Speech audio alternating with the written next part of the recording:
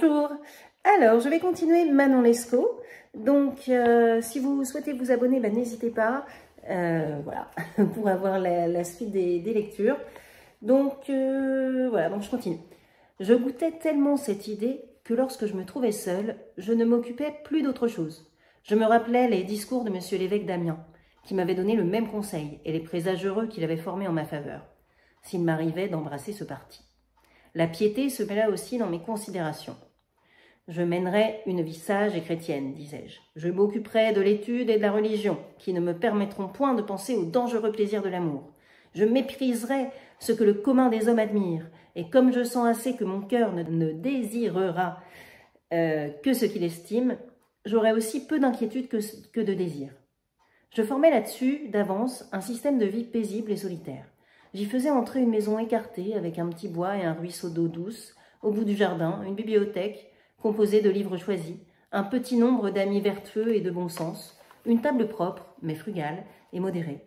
J'y joignais un commerce de lettres avec un ami qui ferait son séjour à Paris et qui m'informerait des nouvelles publiques, moins pour satisfaire ma curiosité que pour me faire un divertissement des folles agitations des hommes.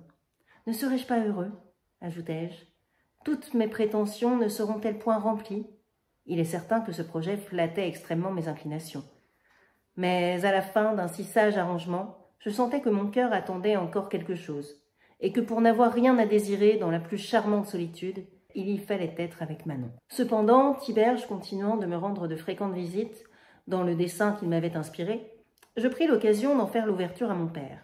Il me déclara que son intention était de laisser ses enfants libres dans le choix de leurs conditions et que, de quelque manière que je voulusse disposer de moi, il ne se réserverait que le droit de m'aider de ses conseils. Il m'en donna de fort sages, qui tendaient moins à me dégoûter de mon projet qu'à me le faire embrasser avec connaissance. Le renouvellement de l'année scolastique approchait. Je convins avec Tiberge de nous mettre ensemble au séminaire de Saint-Sulpice, lui pour achever ses études de théologie et moi pour commencer les miennes. Son mérite, qui était connu de l'évêque du diocèse, lui fit obtenir ce prélat. De ce prélat, un bénéfice considérable avant notre départ. Alors, juste quelques petites indications. Séminaire de Saint-Sulpice. C'est un établissement religieux où sont formés les jeunes gens qui se destinent à devenir prêtres. Il était tenu par des jésuites qui croient en la capacité de l'homme à racheter le pardon de Dieu par ses actions. Le diocèse, c'est un territoire sous l'autorité d'un évêque. Et prélat, c'est un titre donné à un ecclésiastique de rang élevé, genre évêque, cardinal. Mon père, me croyant tout à fait revenu de ma passion, ne fit aucune difficulté de me laisser partir. Nous arrivâmes à Paris, l'habit ecclésiastique prit la place de la croix de Malte, et le nom d'abbé des Grieux, celle de chevalier. Je m'attachai à l'étude avec tant d'application que je fis des progrès extraordinaires en peu de mois. J'y employais une partie de la nuit, et je ne perdais pas un moment du jour. Ma réputation eut tant d'éclat qu'on me félicitait déjà sur les dignités que je ne pouvais manquer d'obtenir. Et sans l'avoir sollicité, mon nom fut couché sur la feuille des bénéfices. La piété n'était pas plus négligée. J'avais de la ferveur pour tous les exercices. Tiberge était charmé de ce qu'il regardait comme son ouvrage. Et je l'ai vu plusieurs fois répandre des larmes en s'applaudissant de ce qu'il nommait ma conversion. Que les résolutions humaines soient sujettes à changer, c'est ce qui ne m'a jamais causé d'étonnement. Une passion les fait naître, une autre passion peut les détruire.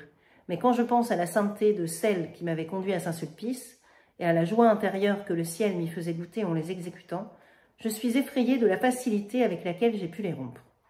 S'il est vrai que les secours célestes sont à tout moment d'une force égale à celle des passions, qu'on m'explique donc par quel funeste ascendant on se trouve emporté tout d'un coup, loin de son devoir, sans se trouver capable de la moindre résistance et sans ressentir le moindre remords.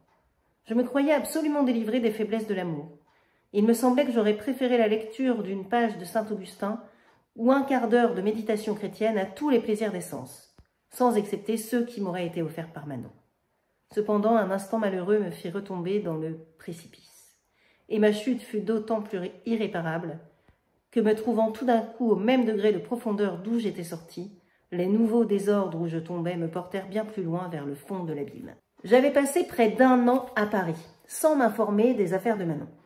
Il m'en avait d'abord coûté beaucoup pour me faire cette violence, mais les conseils toujours présents de Tiberge et mes propres réflexions m'avait fait obtenir la victoire. Les derniers mois s'étaient écoulés si tranquillement que je me croyais sur le point d'oublier éternellement cette charmante et perfide créature. Le temps arriva auquel je devais soutenir un exercice public dans l'école de théologie. Je fis prier plusieurs personnes de considération de m'honorer de leur présence. Mon nom fut ainsi répandu dans tous les quartiers de Paris. Il alla jusqu'aux oreilles de mon infidèle. Elle ne le reconnut pas avec certitude sous le titre d'abbé, mais un reste de curiosité ou peut-être quelque repentir de m'avoir trahi. Je n'ai jamais pu démêler lequel de ces deux sentiments lui fit prendre intérêt à un nom si semblable au mien. Elle vint en Sorbonne avec quelques autres dames. Elle fut présente à mon exercice et sans doute qu'elle eut peu de peine à me remettre. Je n'eus pas la moindre connaissance de cette visite. On sait qu'il y a dans ces lieux des cabinets particuliers pour les dames où elles sont cachées derrière une jalousie. La jalousie, dans ce contexte-là, c'est un panneau en bois ajouré permettant de voir sans être vu. Voilà. Je retournai à Saint-Sulpice, couvert de gloire et chargé de compliments. Il était 6 heures du soir. On vint m'avertir un moment après mon retour qu'une dame demandait à me voir. J'allais au parloir sur le champ. Dieu, quelle apparition surprenante! J'y trouvais Manon.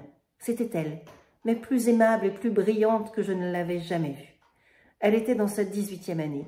Ses charmes surpassaient tout ce qu'on peut décrire. C'était un air si fin, si doux, si engageant, l'air de l'amour même. Toute sa figure me parut un enchantement. Je demeurai interdit à sa vue. Et ne pouvant conjecturer quel était le dessein de cette visite, j'attendais, les yeux baissés, et avec tremblement qu'elle s'expliqua.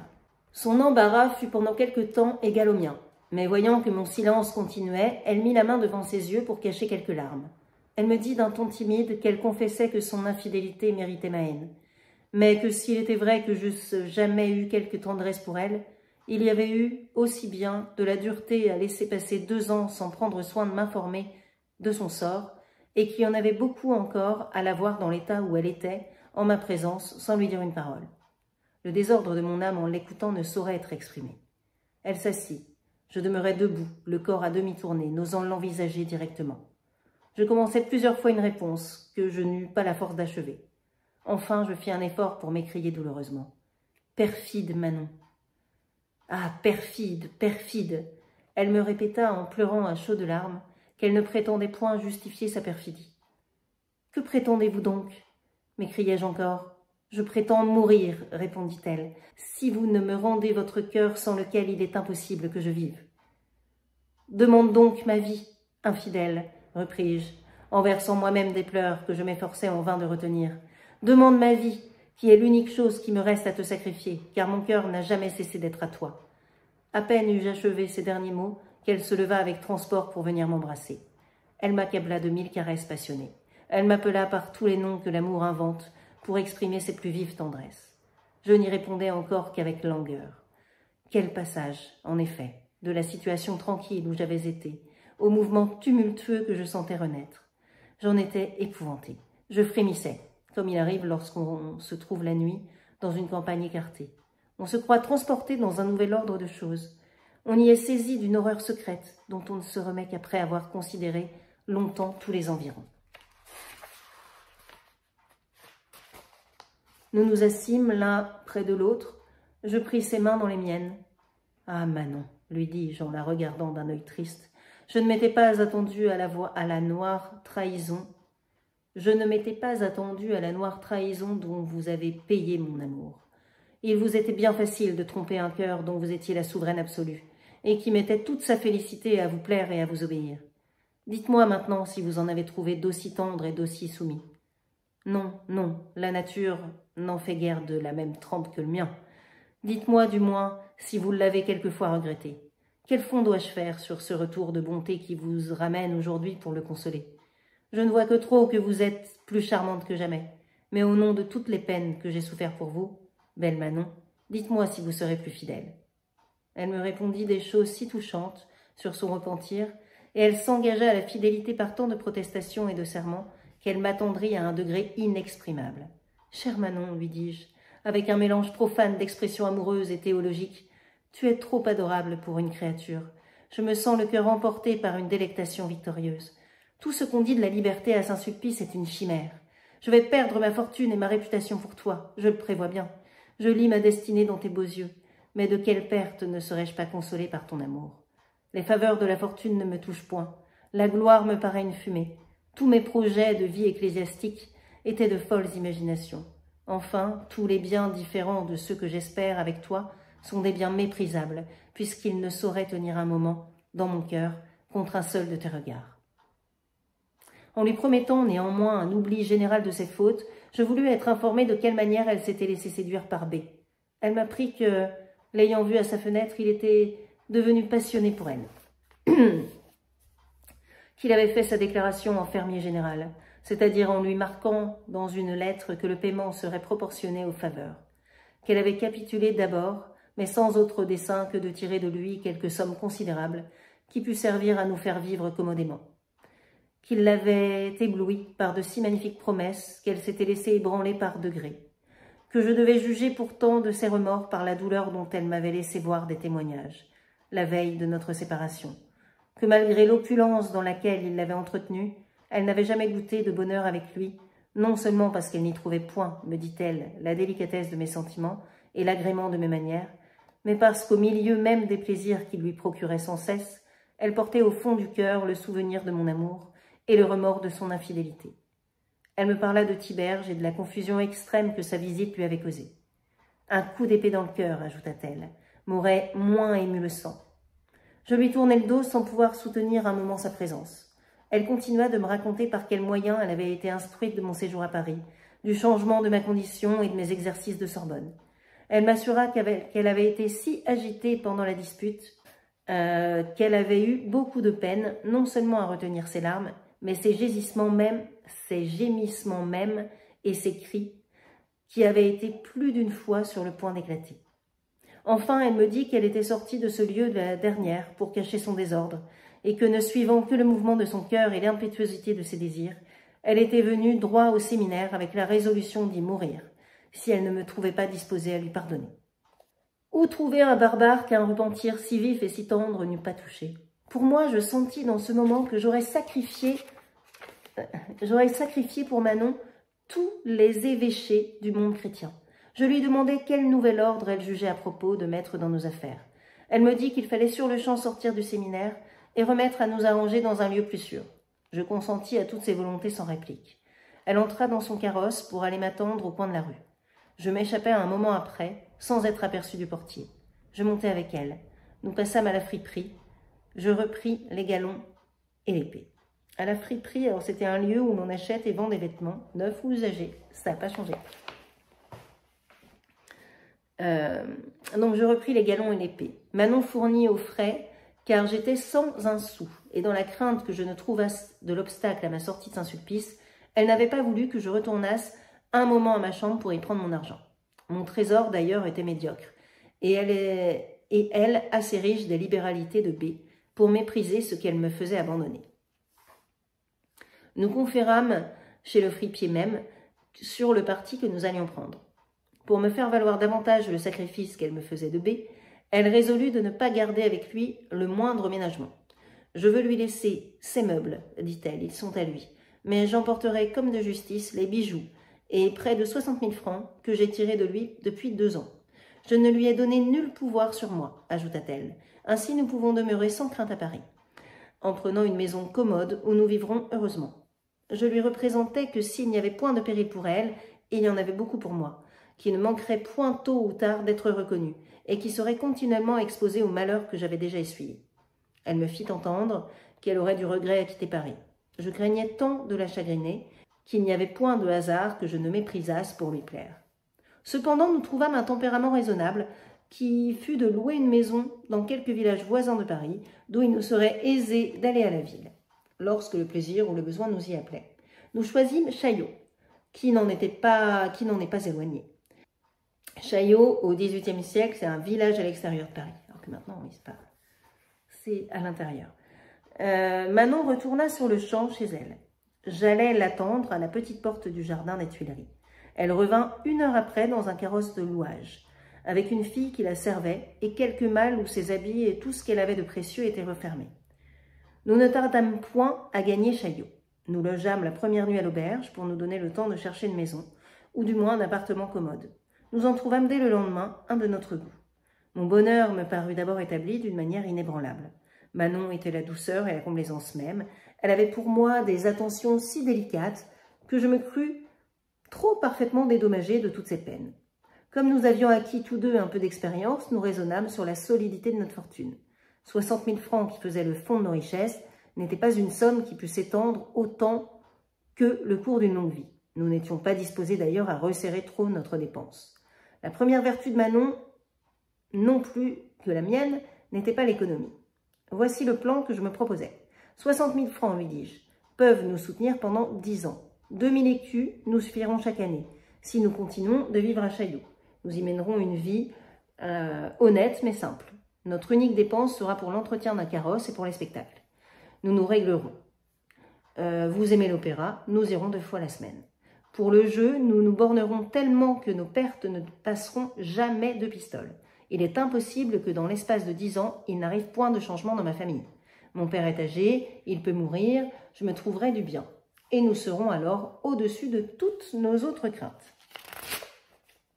Cet arrangement n'eût pas été la plus folle action de ma vie, si nous eussions été assez sages pour nous y assujettir constamment. Mais nos résolutions ne durèrent guère plus d'un mois. Manon était passionnée pour le plaisir, je l'étais pour elle. Il nous naissait à tout moment de nouvelles occasions de dépenses. Et loin de regretter les sommes qu'elle employait quelquefois avec profusion, je fus le premier à lui procurer tout ce que je croyais propre à lui plaire. Notre demeure de Chaillot commença même à lui devenir à charge. L'hiver approchait. Tout le monde retournait à la ville et la campagne devenait déserte. Elle me proposa de reprendre une maison à Paris. Je n'y consentis point.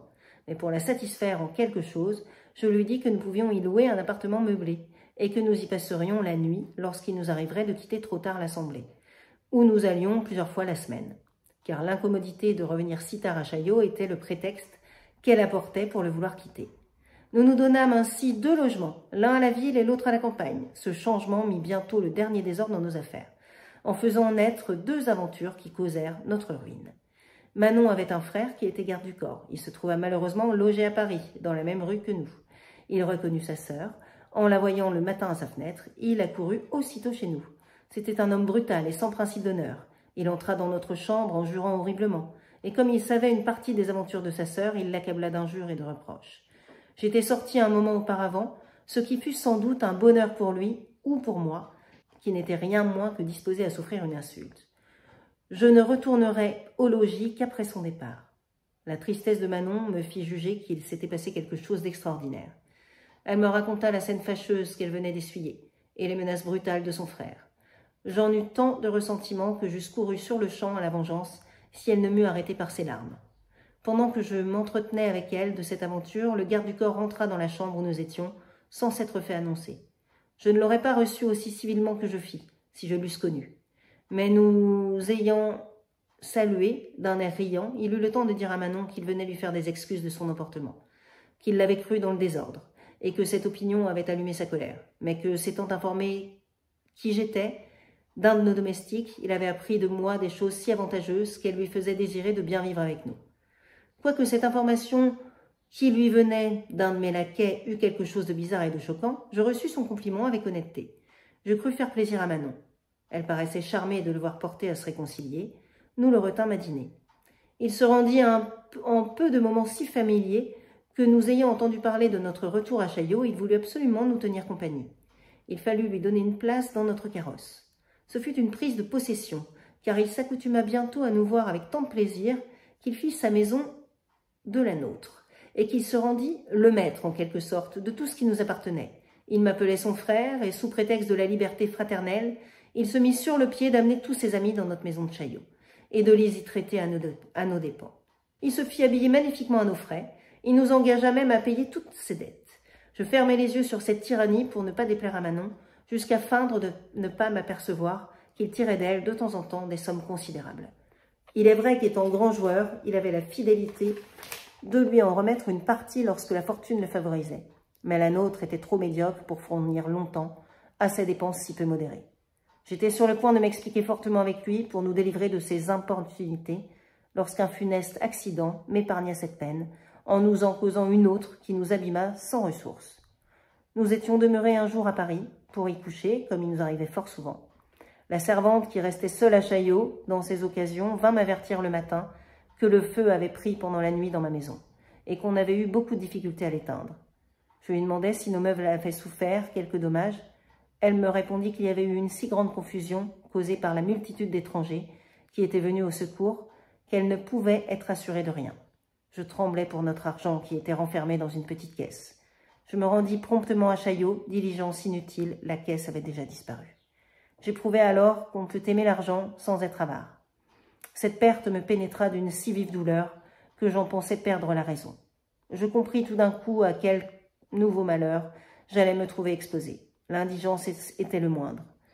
Je connaissais Manon. Je n'avais déjà que trop éprouvé que quelque fidèle et quelque attachée qu'elle me fût dans la bonne fortune, il ne fallait pas compter sur elle dans la misère. Elle aimait trop l'abondance et les plaisirs pour me les sacrifier. Je la perdrais, m'écriai-je. Malheureux chevalier, tu vas donc perdre encore tout ce que tu aimes? Cette pensée me jeta dans un trouble si affreux que je balançais, pendant quelques moments, si je ne ferais pas mieux de finir tous mes maux par la mort. Cependant, je conservais assez de présence d'esprit pour vouloir examiner auparavant s'il ne me restait nulle ressource. Le ciel me fit naître une idée qui arrêta mon désespoir. Je crus qu'il ne me serait pas impossible de cacher notre perte à Manon, et que par industrie ou par quelque faveur du hasard, je pourrais fournir assez honnêtement à son entretien pour l'empêcher de sentir la nécessité. J'ai compté, disais-je pour me consoler, que 20 000 écus nous suffiraient pendant 10 ans. Supposons que les 10 ans soient écoulés et que nul des changements que j'espérais ne soit arrivé dans ma famille. Quel parti prendrais-je? Je ne le sais pas trop bien. Mais ce que je ferais alors qui m'empêche de le faire aujourd'hui? Combien de personnes vivent à Paris et qui n'ont ni mon esprit ni mes qualités naturelles et qui doivent néanmoins leur entretien à leurs talents tels qu'ils les ont? La Providence, ajoutai-je, en réfléchissant sur les différents états de la vie, n'a-t-elle pas arrangé les choses fort sagement? La plupart des grands et des riches sont des sots. Cela est clair à qui connaît un peu le monde. Or, il y a là-dedans une justice admirable. S'ils joignaient l'esprit aux richesses, ils seraient trop heureux, et le reste des hommes trop misérables. Les qualités du corps et de l'âme sont accordées à ceux-ci, comme des moyens pour se tirer de la misère et de la pauvreté. Les uns prennent part aux richesses des grands, en servant à leur plaisir. Ils en font des dupes. D'autres servent à leur instruction. Ils tâchent d'en faire d'honnêtes gens. Il est rare, à la vérité, qu'ils y réussissent. Mais ce n'est pas là le but de la divine sagesse. Ils tirent toujours un fruit de leurs soins, qui est de vivre aux dépens de ceux qu'ils instruisent. Et de quelque façon qu'on le prenne, c'est un fonds excellent de revenus pour les petits que la sottise des riches et des grands. Ces pensées me remirent un peu le cœur et la tête. Je résolus d'abord d'aller consulter M. Lescaut, frère de Manon. Il connaissait parfaitement Paris, et je n'avais eu que trop d'occasion de reconnaître que ce n'était ni de son bien, ni de la paye du roi qu'il tirait son plus clair revenu. Il me restait à peine 20 pistoles, qui s'étaient trouvées heureusement dans ma poche. Je lui montrai ma bourse en lui expliquant mon malheur et mes craintes, et je lui demandais s'il y avait pour moi un parti à choisir entre celui de mourir de faim ou de me casser la tête de désespoir. Il me répondit que se casser la tête était la ressource des sots, pour mourir de faim, qu'il y avait la quantité de gens d'esprit qui se voyaient réduits, quand ils ne voulaient pas faire usage de leurs talents, que c'était à moi d'examiner de quoi j'étais capable, qu'il m'assurerait de son secours et de ses conseils dans toutes mes entreprises. « Cela est bien vague, monsieur Lescaut, lui dis-je. Mes besoins demanderaient un remède plus présent, car que voulez-vous que je dise à Manon ?»« À propos de Manon, reprit-il, qu'est-ce qui vous embarrasse? N'avez-vous pas toujours avec elle de quoi finir vos inquiétudes quand vous le voudrez? Une fille comme elle devrait nous entretenir, vous, elle et moi. » Il me coupa la réponse que cette impertinence méritait, pour continuer de me dire qu'il me garantissait avant le soir 1000 écus à partager entre nous, si je voulais suivre son conseil. S'il connaissait un seigneur si libéral sur le chapitre des plaisirs, qu'il était sûr que 1000 écus ne lui coûteraient rien pour obtenir les faveurs d'une fille telle que Manon. Je l'arrêtai. « J'avais meilleure opinion de vous, lui répondis-je. Je m'étais figuré que le motif que vous aviez eu pour m'accorder votre amitié était un sentiment tout opposé à celui où vous êtes maintenant. » Il me confessa impudemment qu'il avait toujours pensé de même, et que sa sœur ayant une fois violé les lois de son sexe, quoique en faveur de l'homme qu'il aimait le plus, il ne s'était réconcilié avec elle que dans l'espérance de tirer parti de sa mauvaise conduite. Il me fut aisé de juger que jusqu'alors nous avions été ses dupes. Quelque émotion néanmoins que ce discours m'eût causé, le besoin que j'avais de lui m'obligea de répondre en riant, que son conseil était une dernière ressource qu'il fallait remettre à l'extrémité. Je le priais de m'ouvrir quelque autre voie. Il me proposa de profiter de ma jeunesse et de la figure avantageuse que j'avais reçue de la nature pour me mettre en liaison avec quelques dames vieilles et libérales. Je ne goûtais pas non plus de ce parti qui m'aurait rendu infidèle à Manon. Je lui parlais du jeu, comme du moyen le plus facile et le plus convenable à ma situation. Il me dit que le jeu, à la vérité, était une ressource, mais que cela demandait d'être expliqué, et qu'entreprendre de jouer simplement avec les espérances communes, c'était le vrai moyen d'achever ma perte, que de prétendre exercer seul et sans être soutenu les petits moyens qu'un habile homme emploie pour corriger la fortune, était un métier trop dangereux, qu'il y avait une troisième voie qui était celle de l'association, mais que ma jeunesse lui faisait craindre que messieurs les confédérés ne me jugeassent point encore les qualités propres à la Ligue. Alors, association, confédérés, Ligue sont termes désignant le groupe des tricheurs. Il me promit néanmoins ses bons offices auprès d'eux, et ce que je n'aurais pas attendu de lui, il m'offrit quelque argent, lorsque je me trouvais pressé du besoin. L'unique grâce que je lui demandais, dans les circonstances, fut de ne rien apprendre à Manon de la perte que j'avais faite, et du sujet de notre conversation.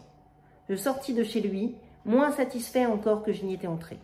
Je me repentis même de lui avoir confié mon secret, qu'il n'avait rien fait pour moi, que je n'eusse pu obtenir de même sans cette ouverture, et je craignais mortellement qu'il ne manquât à sa promesse qu'il m'avait faite de ne rien découvrir à Manon. J'avais lieu d'appréhender aussi par la déclaration de ses sentiments qu'il ne forma le dessein de tirer parti d'elle, suivant ses propres termes, en l'enlevant de mes mains, ou du moins en lui conseillant de me quitter pour s'attacher à quelque amant plus riche et plus heureux.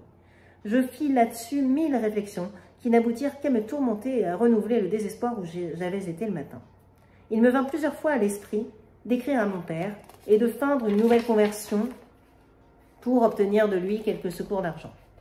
Mais je me rappelais aussitôt que malgré toute sa bonté, il m'avait resserré 6 mois dans une étroite prison pour ma première faute. J'étais bien sûre qu'après un éclat tel que l'avait dû causer ma fuite de Saint-Sulpice, il me traiterait beaucoup plus rigoureusement. Enfin, cette confusion de pensées en produisit une qui remit le calme tout d'un coup dans mon esprit, et que je m'étonnais de n'avoir pas eu plus tôt. Ce fut de recourir à mon ami Tiberge, dans lequel j'étais bien certain de retrouver toujours le même fond de zèle de l'amitié et d'amitié. Rien n'est plus admirable et ne fait plus d'honneur à la vertu que la confiance avec laquelle on s'adresse aux personnes dont on connaît parfaitement la probité. On sent qu'il n'y a point de risque à courir. Si elles ne sont pas toujours en état d'offrir du secours, on est sûr qu'on en obtiendra du moins de la bonté et de la compassion.